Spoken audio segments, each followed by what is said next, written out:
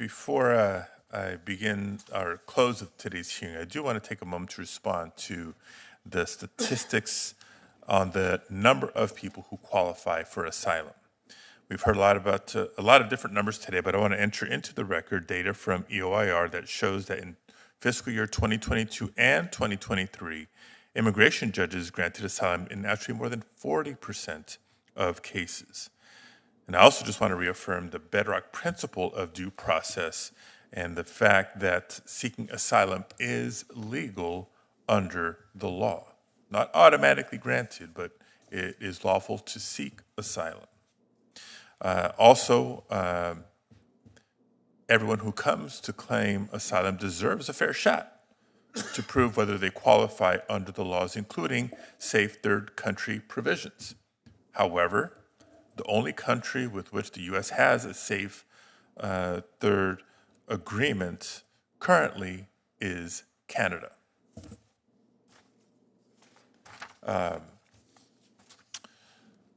So before we conclude, I also want to submit a couple of documents into the record, including statements from the Federal Bar Association, KIND, and the AFL-CIO. We will do so without objection. Others can be submitted. The deadline for submitting statements will be 1 week from today. The record will close 1 week from today. And so as we move to conclude this hearing, I want to again thank Senator Cornyn as well as today's witnesses for being with us.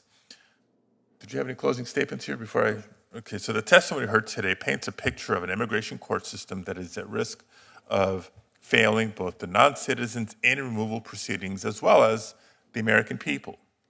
Having an independent judiciary, one that delivers timely and fair decisions to all those who come before it, is a bedrock principle of our American democracy. Yet, as we heard today, by failing to come together to help relieve our overburdened immigration courts, Congress is guaranteeing immigration courts continue to see mounting cases, extended wait times, and a lack of due process. There's a clear need for reform. Over the last several years, I've been encouraged to see the Biden administration take several steps to reduce case backlogs, to return autonomy to immigration judges, and to provide counsel for non-citizens in removal proceedings. But administrative action alone is not enough. As we know, in many instances, an efficient and fair American immigration court can truly be the difference between life and death. Just look at the mass exodus of Venezuelans fleeing severe economic hardship and repression in their home country. Based on a disappointing decision by this administration, the fate of Venezuelans who risk being deported to a country our own government has labeled unsafe now hangs in the balance of our immigration courts.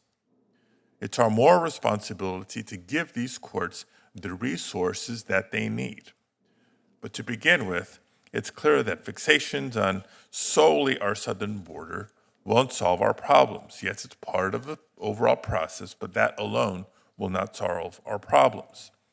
And avoiding the problem at hand by investing in other immigration enforcement agencies won't cut down the backlogs. For years, funding for ICE and CBP has grown dramatically, while immigration courts have remained underfunded and understaffed. The result? Backlogs continue to grow. It's not that complicated. It's simple cause and effect. It's clear we must surge resources to hire support staff for immigration judges and invest in technology and resources needed to bring our courts into the 21st century. And in order to limit further political interference in our immigration courts, again, by both Republican and Democratic administrations, we also have to begin to think about more comprehensive reforms. We can create an independent immigration arbiter by establishing Article I immigration courts, just as Congress has established independent courts for specialized areas of federal law like the U.S. Tax Court.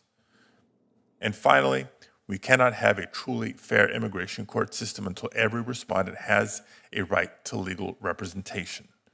Not only will universal representation give immigrants the best chance to receive fair adjudication, As we've heard today, it also increases attendance rate at hearings and increases efficiency in court proceedings.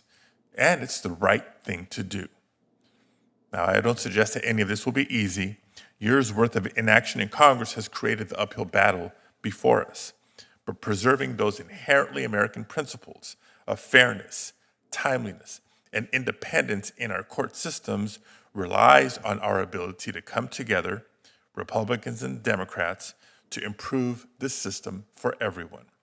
I look forward to working with my colleagues to do just that. Once again, I want to thank you all for being here. And with that, this hearing is adjourned.